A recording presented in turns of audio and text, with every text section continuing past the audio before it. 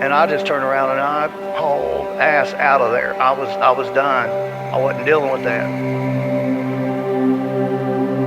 The hypocrisy of the cult is one of the things that turned me away the quickest. When I turned my headlights on, it turned and looked at us, and one of the things I remember the most were the eyes were glowing red. I see an orb of light. It is just circling these steps like it is waiting for me. And he begins to tell them that he saw a UFO. They're basically like, what are you talking about? That's 7 foot up on a tree, peeking around it, and that's where I saw the top of the muzzle, nose, and the eyes. As soon as I made eye contact with this thing, it felt like death.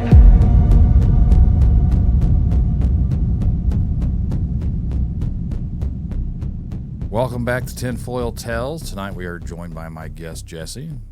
Jessiy has been on the show before, but wanted to come back on here tonight and talk some more about some things she's experienced. So let's all welcome Jessiy to the show. How you doing? I am doing fantastic. Thank you so much for having me on again. I've been excited to come on again. I've been listening to all your episodes too. You've been getting some cool people on here. So yeah, I've had some interesting stuff happening lately, and I just kind of wanted to get it out there and talk about it a little bit more because I don't know, it makes me feel like it's almost more like I can accept it a little bit better when I talk about it, and then it gets my story out there more to see if other people have had the same type of things happen. Mm-hmm. For anyone that's not familiar, would you like to let them know a little bit about yourself? Yep. So, my name's Jessiy. I grew up in like southeast Illinois, right around the Indiana border.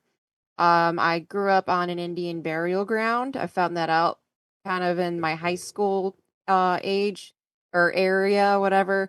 I started having experiences when I was about 5. I experienced a little ET being in the back of our yard. I experienced orbs floating around the woods because we had like 2 acres of woods.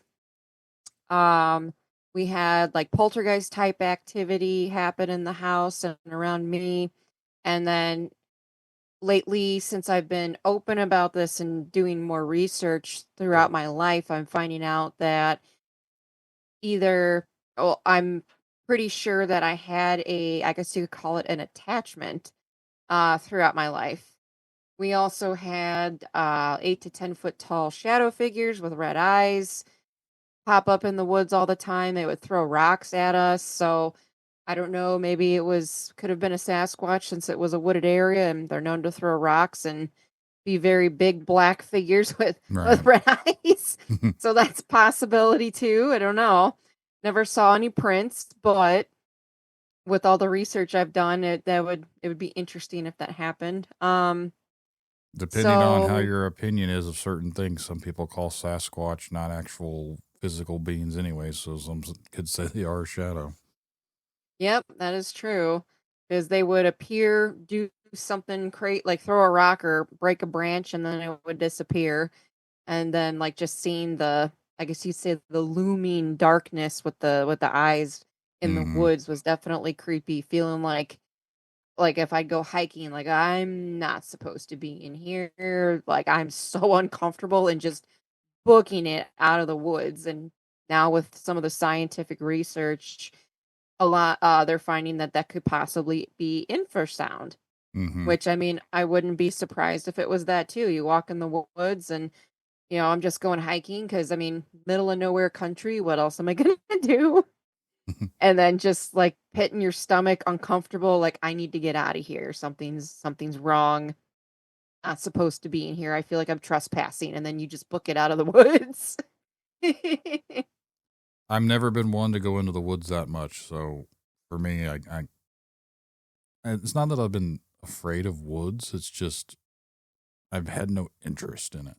Like even as a kid, like we had this ditch line in a gully or whatever. And I used to think there was a monster that lived in it, but maybe that's my irrational fears as to why I don't like them, because I think there's something in the woods. But right, I've just never really cared to be out in nature, I guess. I'm not like from a big city. I live in between cornfields. I grew up in cornfield areas. So for me, it's just, I don't know. I've been surrounded by woods and just never had any interest to go in them. Yeah. I mean, that just depends on the person, but also if you think about it, maybe. So have you gone out of state and been curious? Or maybe it's just the area. I've been out of state. We were just in Tennessee and it looks amazing, like in the mountains and everything, but it would look fun to go out there and like hike. But I got thinking about it. I was like, no, because I'll get lost or I don't like bugs. So Lord knows what type of insects and stuff will be getting on me. And I always find reasons not to go. Yeah, that's funny.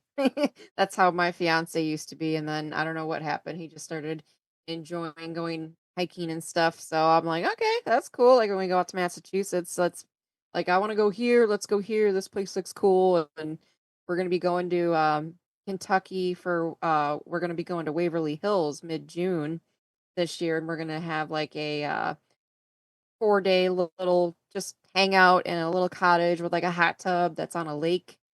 And there's a lot of hiking trails around the area, and that's pretty much what we're gonna do. So go hiking after, let's see, from 7 p.m. to 4 a.m. is when we got Waverly Hills. So that's gonna be a long night. Probably go back to the cottage, pass out, and then get up and possibly go for a hike to see around the area because he's never been to Kentucky.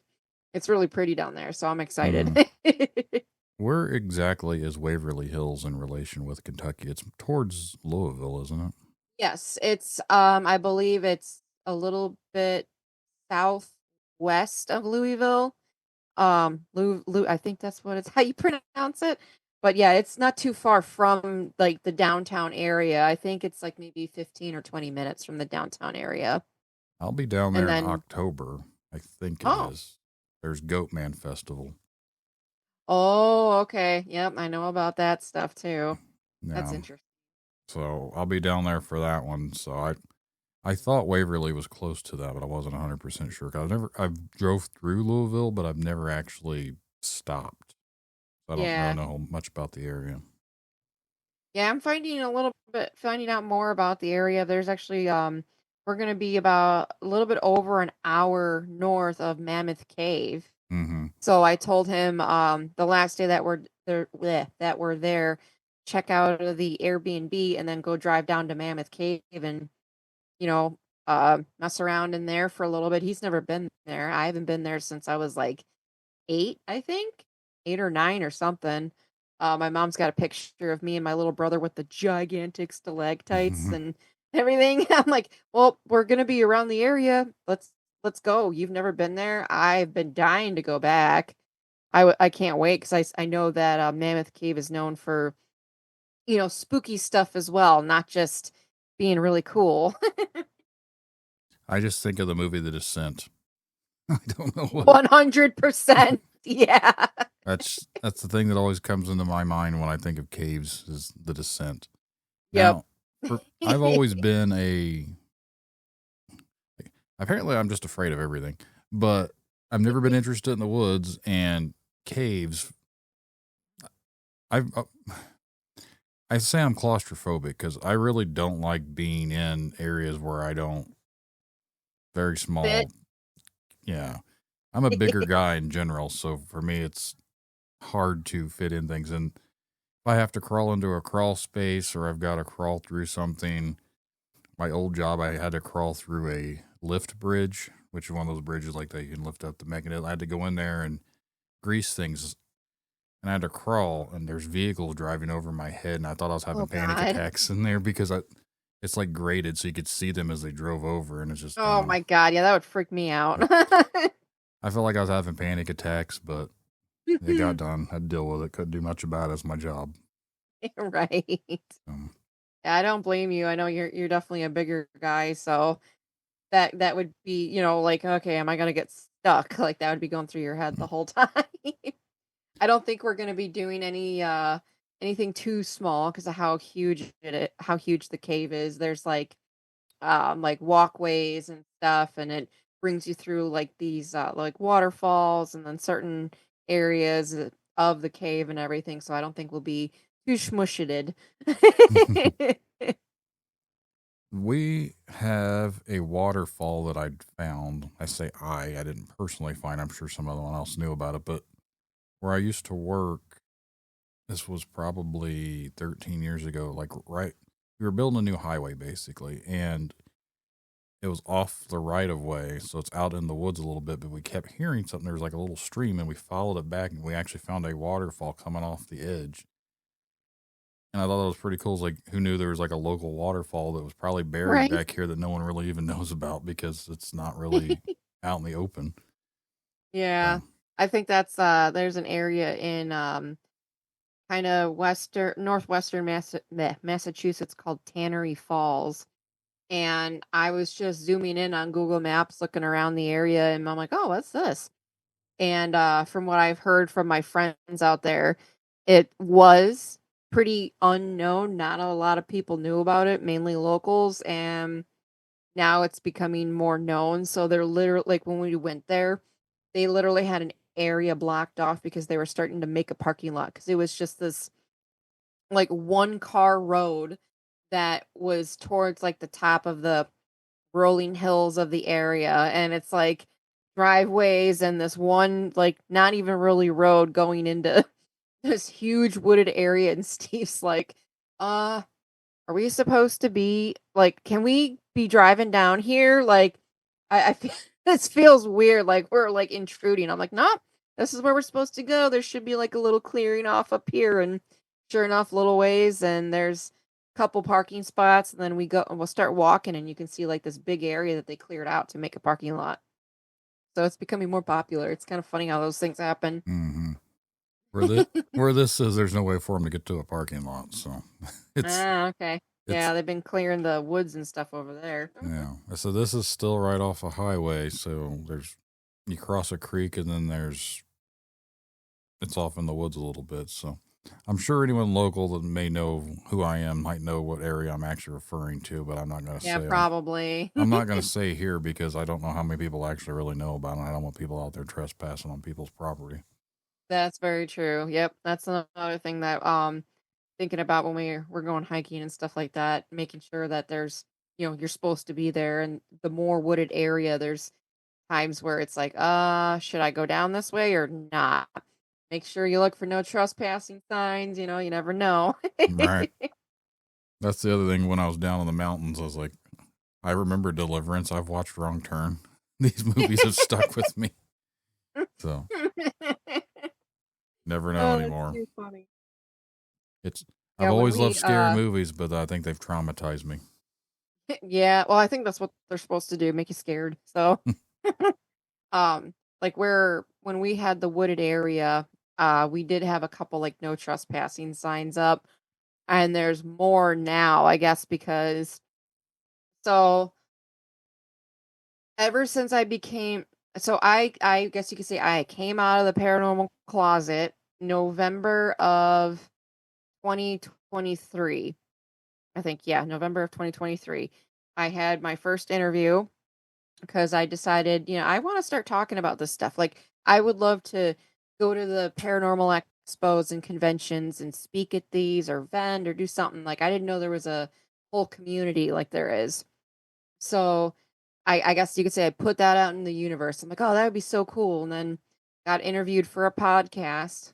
And then I was a host on one for a little bit. Left there probably around October of last year.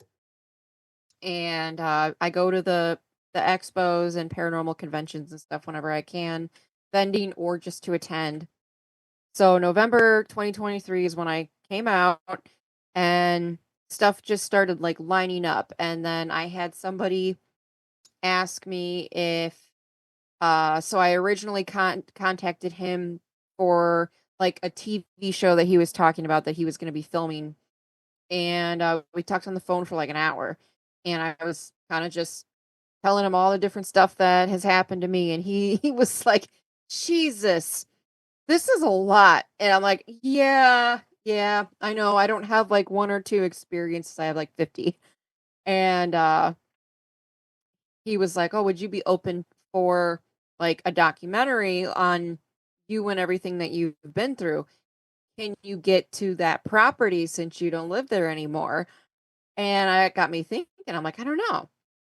I mean, I know it got bought, but I don't know who bought it, and it's literally still abandoned. Like, they started to redo it. Like, they made it a 2-story, but there's no siding on it.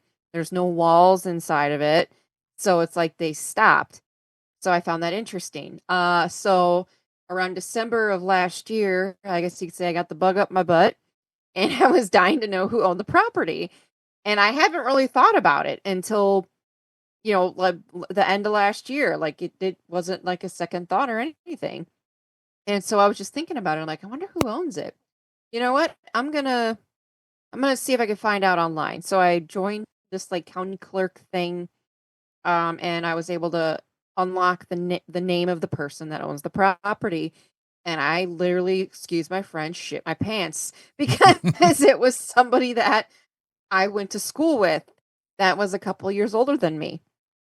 And I was like, am I Facebook friends with him? So I go on Facebook and I look, and sure as shit I was. So, and I'm like, okay, this is getting interesting. And then at Christmas, I found the owner out like maybe 3 days before Christmas. Christmas, I make, a happy Christmas post, blah, blah, blah, blah.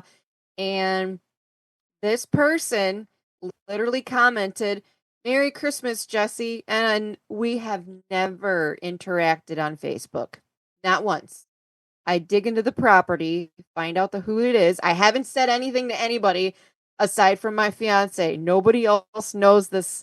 And he comments Merry Christmas. And I'm like, what the fuck? Okay, this is really interesting. Okay. And then a week or two pass, and I'm just like, I don't know if I should message him. Should I message him? Like, what if he thinks I'm weird or psycho or something? Like, how am I gonna bring this up? And I finally got the cojones, and I decided to message him. It was pretty much like, hey, I used to live there. I grew up there until about 2012. I've been curious about the property. I've driven past it a few times, and I wanted to know, who owned it and everything. So I saw that you own the property. Um, so I just wanted to put it out there. Is there any way that I could possibly come by there? Because my dad technically died in the driveway, and I would like to go there for said kind of spiritual reason. He gets back to me pretty quickly and says that he believes in all the spiritual, and he's very spiritual, and he believes in the paranormal. He added me on Facebook because he saw how spiritual I was with the Reiki and the sound healing and all the paranormal stuff I do. And I shit my pants again because I'm thinking, how am I going to bring up, like, hey, all this weird shit happened to me. Can I come over? And he pretty much just put it out there like, hey, I'm very spiritual and I believe in all this type of stuff. And so I just like paragraphs some of the stuff that I went through there. And he said he feels like he can feel my dad there every now and then, that he feels presences. He says that he's been growled at on the property. And he's like, and me being me, I just growl back at it. So I was like, oh my God, are you serious right now? So, and then he tells me that he doesn't know why, but for the last year, he hasn't been able to get me out of his head. He thinks about me a lot within the last year. Well, when he said he started randomly thinking about me was when I came out of the paranormal closet. About November, December 2023. And I'm just like, what? So that's when I just started popping in your head, was when I started talking about the property. That is very interesting. So, How long has he and owned the property for? What'd you say? How long has he owned the property for? 2012. Okay. Yeah, and I saw like on the county clerk's thing, like the date that it was sold, how much it was sold for, and everything like that. So that's how long he's had the property. And the whole reason he got the property was he's always had a dream about building a house with his dad.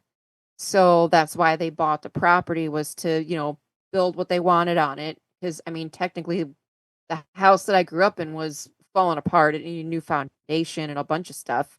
That's why my mom ended up having to sell it and it, foreclosed on and everything. And so I asked him, so the last time I was there, I noticed like there's no siding on the house and it doesn't look like there's any walls or anything. And he said that it has been probably one of the hardest things him and his dad have had to do is getting like the permissions to cite or the citations or whatever it is when it comes to like building stuff on properties. I don't know the correct wording, but they just got the sites or whatever permissions for the garage, not even the house yet.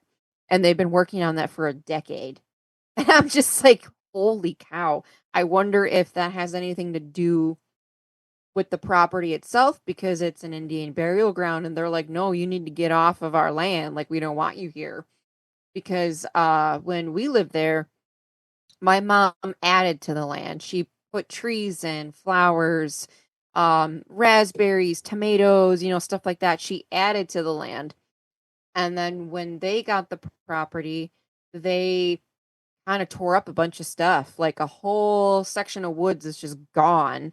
We had like privacy bushes on each side of the yard, gone. A lot of the flowers and everything that my mom planted and everything are gone. So I'm like wondering if the property's mad at them. Like, hey, I mean, you guys are kind of tearing shit up over here. You're not allowed to be here. Yeah. I've noticed with stuff like that, it does seem to have an effect on the surroundings. Like when the burial ground in general, that's typically considered bad juju when you mess around on Yeah, that stuff yeah. anywhere. But when you go through there and you start messing up with nature and you start messing up with other things and messing around with the lands, especially something that could be considered sacred, like a holy land was for them, for like where they do their burials, like you're going to get some sort of weird activity, most likely. Yep, 100%. So it's just like, yeah, I've been racking my brain over this for the past couple months. Like it's just too many synchronicities too quickly. Like not knowing who it was, then really wanting to know who it was, finding out who it was. We know each other. We went to school together. He comments on one of my posts when we haven't interacted ever. And then he believes in spirituality and paranormal stuff. And he hasn't been able to get me out of his head for since the whole time that I've been talking about this. Like, this is getting interesting. Yeah. I don't really know how, like, I've had people tell me, though, the house is trying to call me back there, which I don't know how I feel about that. But I mean, it's been a poll since I've been talking about this. Like I need to close that chapter of my life or something. I need to go there at nighttime and just like try to close what all the trauma that place brought in my life, because that's one of the whole reasons I decided to start talking about this stuff is because shit like that does happen, but you can overcome it. As when I was actually interviewed a couple weeks ago, they asked me a question that I had an epiphany and realized the answer. They were like, well, if you had an attachment, do you know when it actually stopped, like when it left? And at first I said, no, I don't think so. Like, I don't know when it left. And then it hit me and I was like, oh my God, it was after we foreclosed on the property when we moved to the new house, because ended 2012, 2013 was when I started being more like positive minded and think positive things will happen to you. And I never really was like that ever in my life.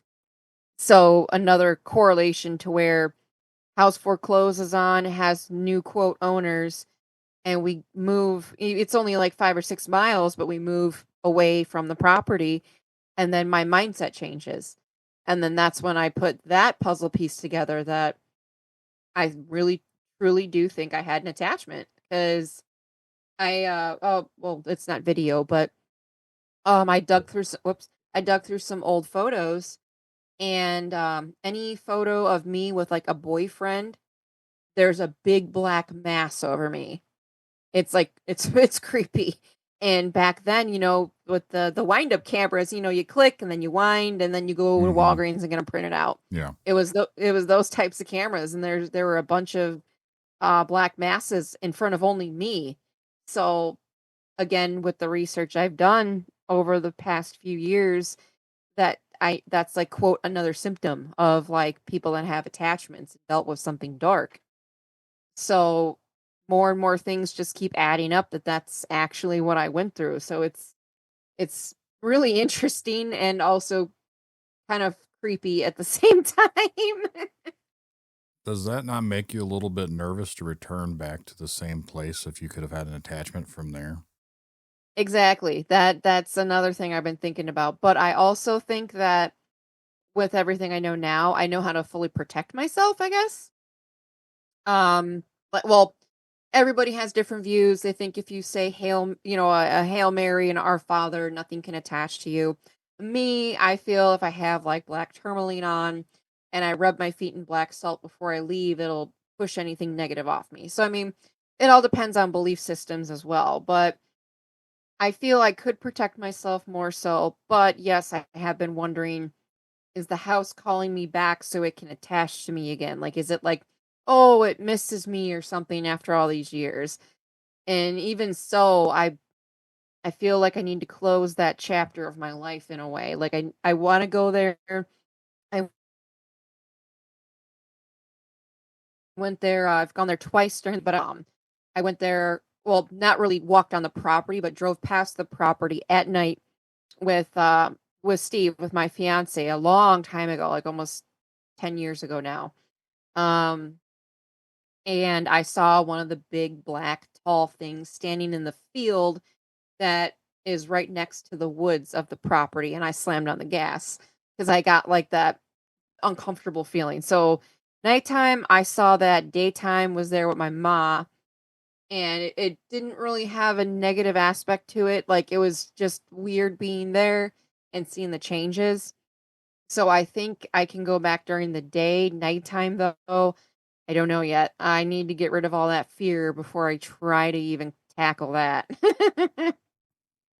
I'm not an expert. We've kind of talked about this a little bit ago. I don't think anyone's an expert, but I feel like when it comes to places and if there is an energy there,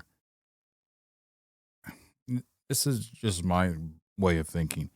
I feel like if there's an energy there, I don't think all of them are necessarily there by choice. Yeah. And then I think that there are some that are there because it's their way of feeding. Yeah, exactly. So I don't know how you would distinguish something that's good or not good. And it's up to interpretation because I guess I know I sound like a rambling idiot sometimes, but in my opinion, I don't think things are good and bad. I think things just are. What we perceive as to be bad and evil, what if that's just their way of surviving? Like, That's true. if we look at a lion and a lion attacks and eats a person, well, we got to go put it, or a bear, anything in general. Yeah. It's just doing what it does because that's what it does. That's how it survives. But we look at it as, oh, it killed a person. What if the Yeah. things that we consider dark attachments are attached to someone because that's their life force, even though we don't understand what their life is, because like a spiritual, ethereal type of thing, we don't understand it. Yeah. But we put a label on as it being bad, but it's only doing what it does to survive. Yeah, that's true too. I think I've heard you talk about that before too, and I remember thinking that too, like, oh, that's a good point. Like, we don't know. Like, I mean, unless I sit there and be like, hey, why did you do that to me when I was growing up? Like, what was the reason for it, But like, because the veil isn't thin enough, I don't know if I'll ever get the answer, but that is a good point, which is why I'm trying to be like, there's nothing to be afraid of. I don't know what it was when I was younger. Yeah, it was terrifying getting shit thrown at me, and how I was very hateful and very violent during the time that I lived there. And like, I have over 200 scars on my wrist because I would cut myself because I I didn't feel anything. It's like I was numb, and that made me feel better. I also tried killing myself. So all this shit happened to me when I was at that property, and I mean, I feel that it was negative, but like you said, we don't know if it was like why that truly happened. And then when I was 14 and I put a pendulum board in the driveway thinking I was talking to my dad, then that's when things got really bad. Because I guess you could say I opened up a door, and then that's when it started coming inside. Before it was only outside. And then after that happened, it's like I invited it inside by accident. How old And were so you? Not to interrupt, but how old were you when your dad passed away? 10. Mm. And then Did all the I bad I, stuff I start did to happen with your change after he passed away? so I experienced stuff before he passed. I wouldn't go outside at nighttime when I was a kid. Slept with my mom until I was my mom and my dad until I was um 13. He died when I was 10, but I slept with my mom for another 3 years because I couldn't sleep by myself. I was too scared. And then my mom says that when my brother was a baby, she would find me in his crib in the morning. And I remember being scared and seeing something looking in the window at me, and I'd get scared and I go in his crib so I wouldn't sleep alone. But after my dad died, I don't remember much when it comes to really anything, and it's probably because of the trauma. Because I saw his body and everything when Mm-hmm. I was 10. I didn't know that he passed in the driveway. I thought he died at the hospital because that's where I saw that.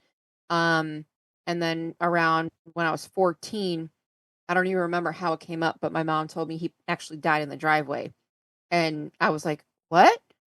Oh, well, maybe I can talk to him. Like if he passed in the driveway." So I got a pendulum board and tried talking to him, and then that's when it got more violent and more, I don't know, took me over a little bit more, I guess you could say, because I was already depressed and going through enough being a teenager, having lost my dad, had friends of mine, well, they used to be friends, make fun of me because I didn't have a dad anymore.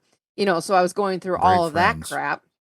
Yeah, and so it's like all of that probably together didn't didn't add up for anything positive.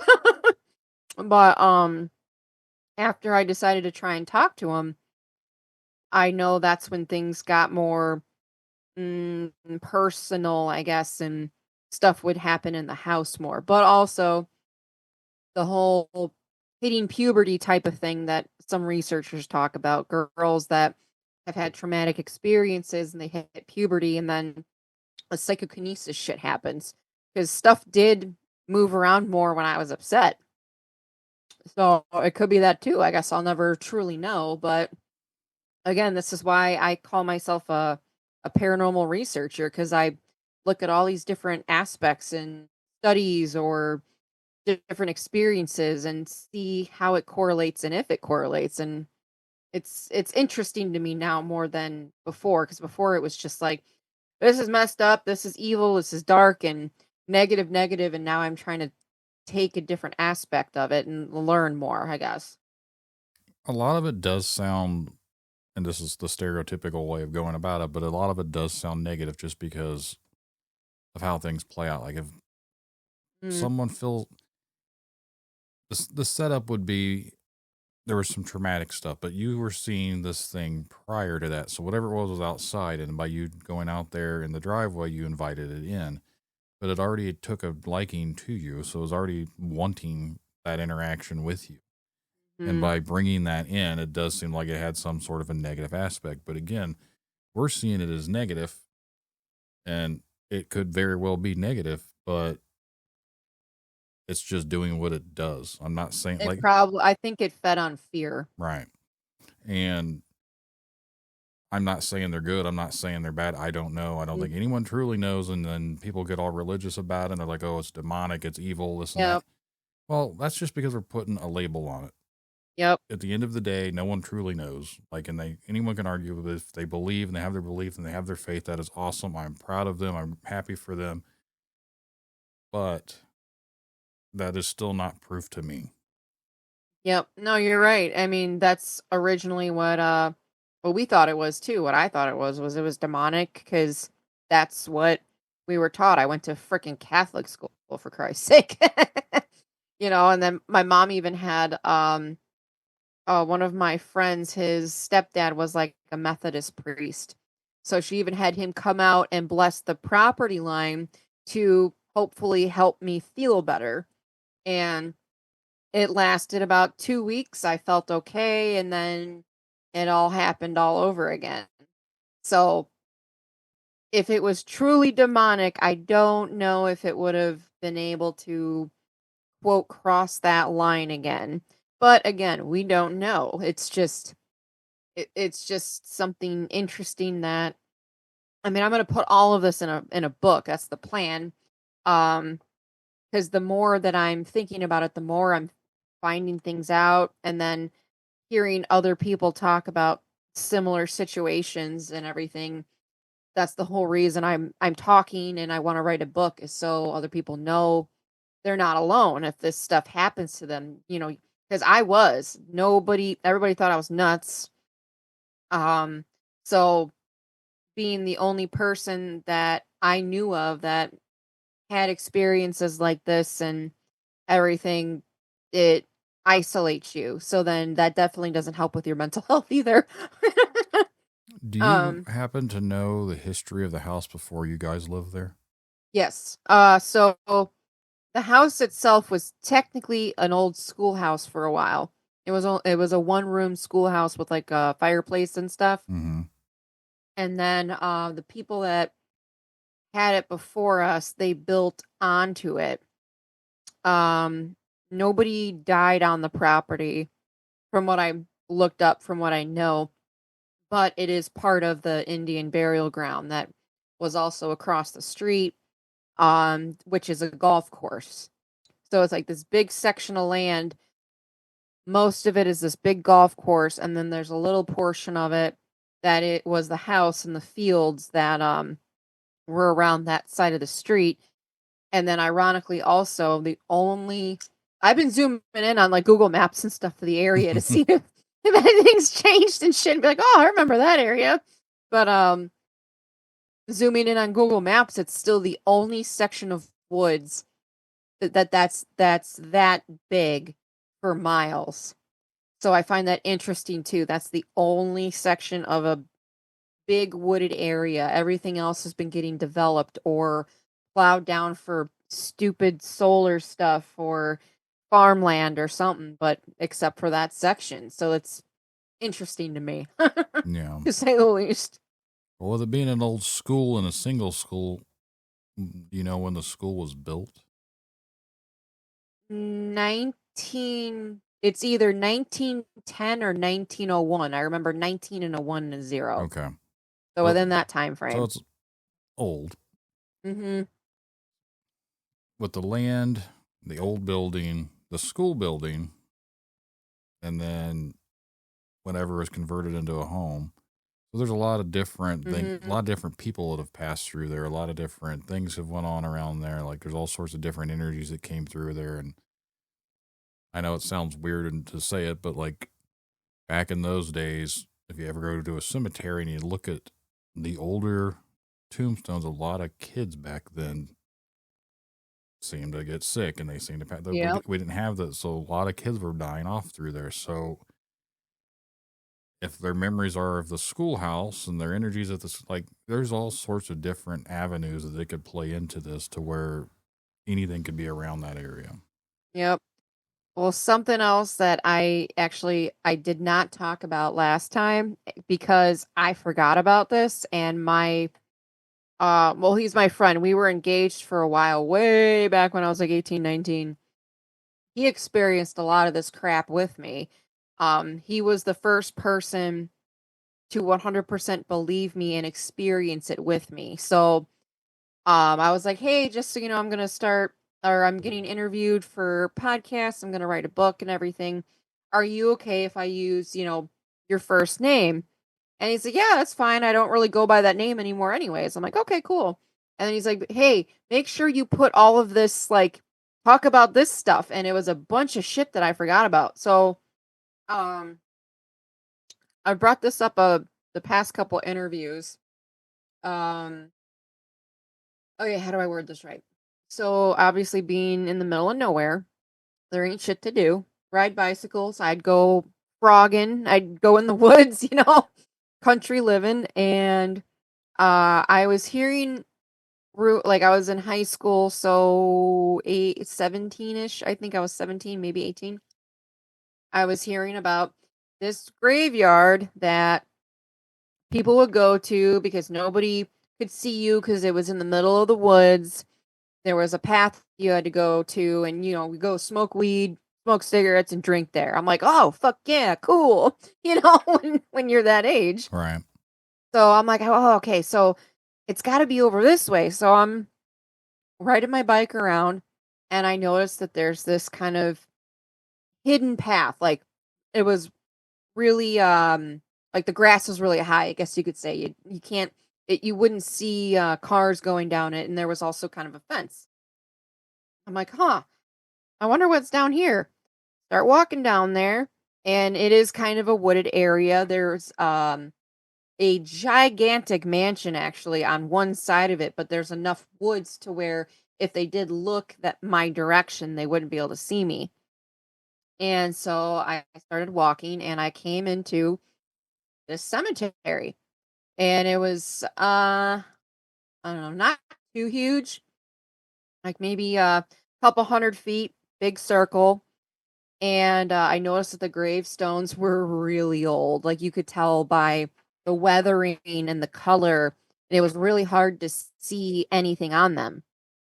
And then I got like that feeling like get out, and I got really uncomfortable, and I was by myself. So I was like, "Yep, nope, I'm leaving." So I took my tail and ran out of there, and then I told my boyfriend at the time, Bobby. I told him about it, and so we're like, "Oh, let's go check it out." So we went and checked it out during the day. Uh, this is so messed up.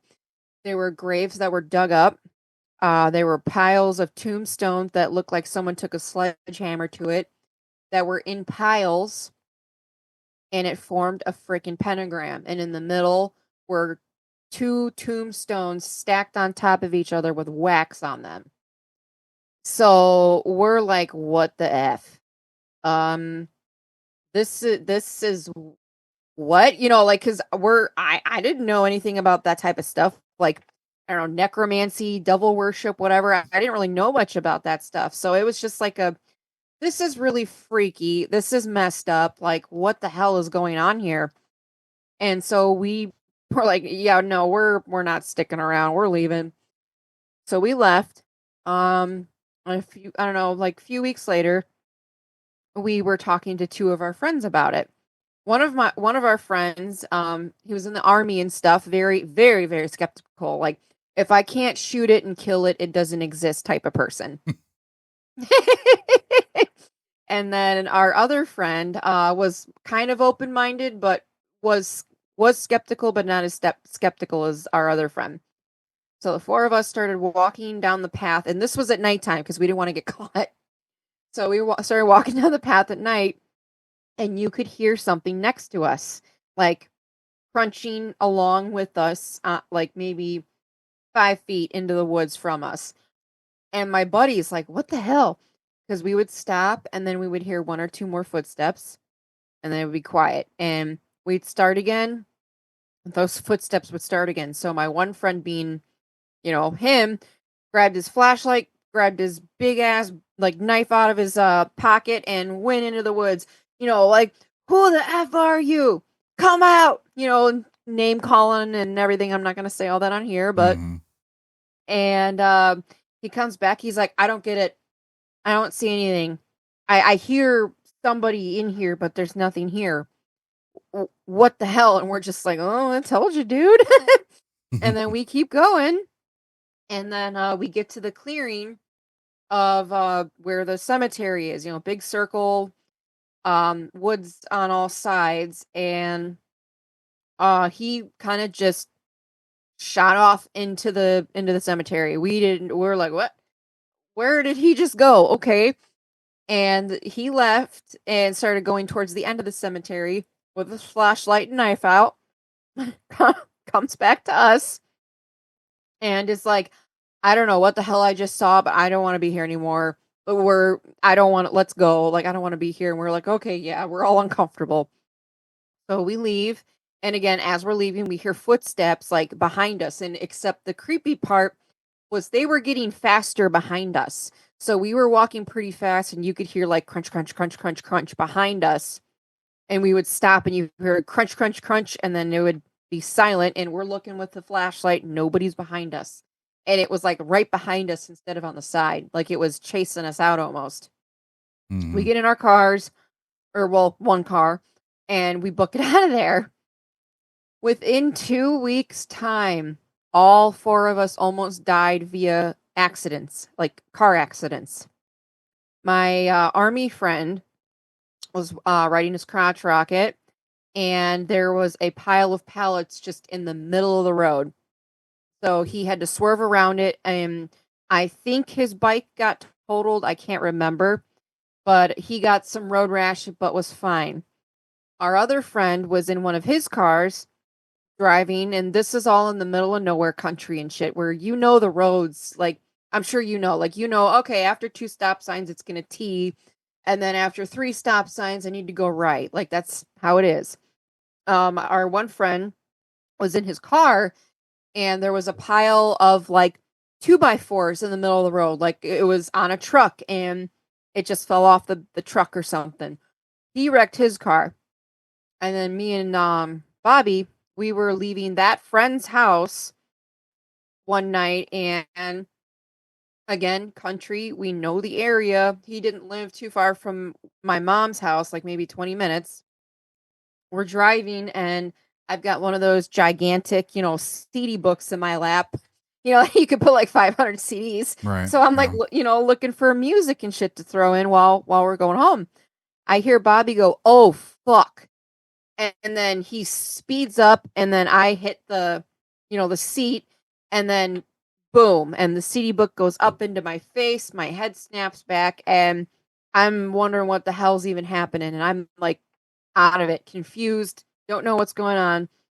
He's like, "Holy fuck, are you okay?" And I'm like out of it, and he starts calling our friend because we technically weren't far from his house. So from what Bobby says, and I know he's right because I didn't see this either. It was raining, and like I said, we know the area. Out of nowhere, there's no stop sign, no warning sign, no nothing. It's almost like we like portal jumped or time looped or something, because we're driving, and then in the out of nowhere, T intersection. No signs, no warning, no nothing, just T intersection. And he said that he was like, I either slam on the brakes and we possibly go nose first into this ditch, or I slam on the gas and we go over the ditch. Well, he slammed on the gas and we went over the ditch. I got a concussion from that. And so we don't know what happened. Like it was just because I'm looking at the CD book, looking outside and everything, and trees are just going by me. I don't see any signs pop up, nothing, and we still had at least a couple miles to drive before there was going to be any T intersection. So I don't know what happened. His car was a little messed up, but we were able to fix it. But after that, needless to say, none of us went back to that cemetery because it's just a little too freaking weird. We go there, and then within a 2-week span, all four of us almost die via like car accident. Yeah. Like that's weird. It's similar to something that happened to me. I've mentioned it on episodes before, but I can tell you off air. Okay. I always joke that my buddy and I were cursed because we were the only ones that touched a coin that he found on a headstone. And oh shit. yeah, I think I've mentioned it at least on here once or twice before, but I'll tell you about it off air because Yeah, you're like, everybody don't need to hear this for a 20th time. right, yeah. But needless to say, it's similar situation. A lot of bad stuff happened to both me and him when we were together right after all that. So Oh. Yeah, I also came to find out that there's we had an experience where it was me, Bobby, and then our other friend. We were driving around and I don't know what was going on with me. It was like something was like ripping my insides apart and I was in a lot of pain and we were trying to figure out what was going on and we were getting more activity at my house than usual. Like big rocks getting thrown at us, hearing like chanting in the woods, drums in the woods, all types of weird shit. mm-hmm. And we were trying to figure out what the hell it was. And I don't remember a lot of this because I was in pain and in the back seat. But according to Bobby and my friend, they were down this one road and I remember I mentioned to them that I saw school bus, whatever, we were going to school. I looked out my window and there was this I've seen this house a million times. The kid was on our route. White house, blue shed, black barn. Black barn had an upside down pentagram on it. And I was like, wait, what the hell? And before it could even register, we're driving off again. I'm like, all right, I need to remember to look at that again. We go back the next day, the pentagram's gone. So I'm like, am I going crazy? I swear I saw that. So I was telling them about that. And so they were asking me where the house was. And so we were going down this one country road. My friend stops the car and we could see like fire in this like kind of field. It was wooded, but not very wooded. And we were trying to figure out what the hell that was. And we're looking and it looks like there's at least 7 or 8 different like quote fireballs. Like, well, they were torches is what we came to after we left the area. It looked like torches and it was raining and then lightning struck. And then I hear both of them go, what the F, like really loudly. And then my friend slams on the gas and we leave. According to both of them, I was in the back seat laying down. There were like hooded figures around that area. So it was like they were coming towards the car and they had these torches or some shit. And I was like, wait, what the hell? And then as soon as we left, my friend had me, what was it? Something with salt. I can't remember what he had me do. And then all the pain that I felt went away. So I don't know what that was either, but it seems after, like I said, putting all of these memories together, like there was some type of cult-like activity out that way because of all of the spots that happened to be weird, messed up shit. And then the first time I actually heard EVPs was I was I couldn't sleep. I had insomnia and my therapist told me, oh, go record nature sounds. So I'm like, oh, okay. There's a creek I like to go to and, water, birds, whatever. So I go, I record nature sounds. And as I'm listening to it, I hear weird stuff on it. I'm like, what? Why are there voices? I was alone. I don't know why are there voices on this? And I'm rewinding it and figuring out. And it sounded like some type of chanting. And then somebody screamed and then the chanting stopped. And that happened, I think, twice, 2 or 3 times. Lots of weird chanting. Somebody screams and it's almost like a drowning scream. It was very muffled or something. And then it was gone. And then you hear birds and creek and stuff again. And then a little bit later, same thing would happen on this recording. And then I brought that up to one of my friends and they're like, oh, that's EVP. I'm like, what the hell is that? And so I don't know what I captured. If it was a time loop, if it was a spirit going through something, like I don't know what I captured, but it was freaking weird. So that's another thing that led me to wonder if there was cult-like activity in the area. I don't know. But again, I'm researching and I'm figuring all this shit out and it's getting more weird than it is not weird. When you start looking for answers, you come away with more questions than you do answers. That is, pretty much. That's exactly what's been happening. And it's all due to me becoming more public about this. Like, I'm talking about stuff more and more memories are flooding back to me. Or I have people telling me, "Hey, remember this, remember this, remember this." And I'm like, I didn't remember that, but now that you said it's like the memory came back in my mind. So it's really weird. Mm-hmm. It almost brings back that.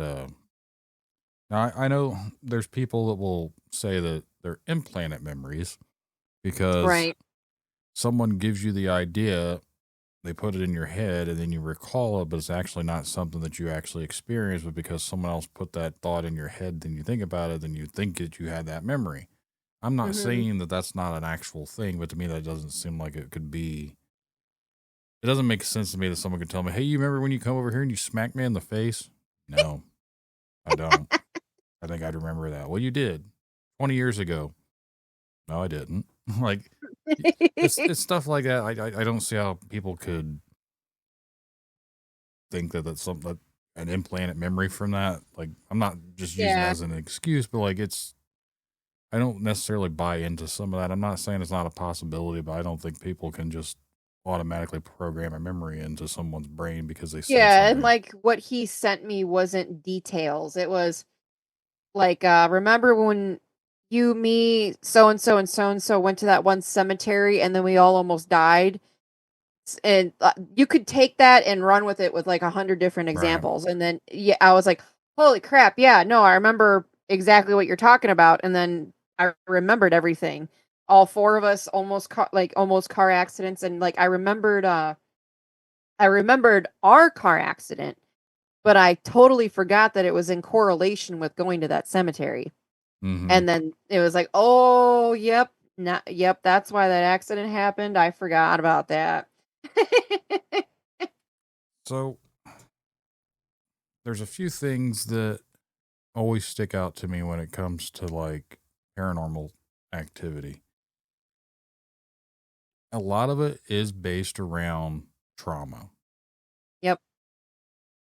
And just from some of the things that you've mentioned and talked about, like there was some traumatic stuff that Yep. happened. And I don't necessarily know if things like that is what draws in these types of things. But like we were just talking about, like some things being negative, some things not being negative. Just in my own opinion, which means absolutely nothing, I would be very leery of going back to that place. Yeah. Now, believe me, I've been thinking about that too. I think it's the part of me that's like, I need to conquer my fears to get over all the bullshit, all the trauma that I've been through, like that type of thing. I think that's why I've been thinking about it. I completely And understand that too. yeah, but it's probably not too much of a good idea. Like my one friend was like, well, because I've never investigated that section, that area. I didn't know that that was a thing, growing up and everything. And then after I started investigating, it didn't come to like, I should investigate the property that's fucking with my life. It was like, no, let's go to cemeteries. That's where ghosts are. I've always thought it was weird too that we all instantly think that there's going to be ghosts at cemeteries because Cemeteries, exactly. like everyone there, the whole place would be just infested with spirits because that's where all the bodies are buried, but that's Mm, not how it actually works. yep, exactly. I found that out too, after all these years. But when you're young and dumb, you're like, oh, there's ghosts at the cemetery. No. For a lot of us around here, there was I think there's one everywhere. Like what you mentioned was similar here because there's a certain cemetery that's off in the woods and there's not up the beaten path, and we used to go up there and do the things that teenagers used to do.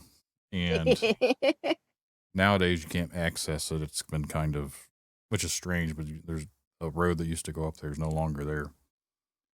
But I don't know. It seems like every area has that. And there's always, at least from Mm, our generation, I've had this conversation recently with my wife that today's kids are not like what our generation was. And Our parents didn't know the stuff that we were doing, just as their parents didn't know the stuff that they were doing. But I feel like a lot of our kids today are screwed because we're still in that age aspect to where we knew what was going on. We still know what's going on, but kids today aren't really out doing some of the dumb shit that we used to do. Right. 100%. They're all inside wanting to be on their phones doing stuff on there. They don't want to go out and do the experience of world of going out and partying and doing dumb things.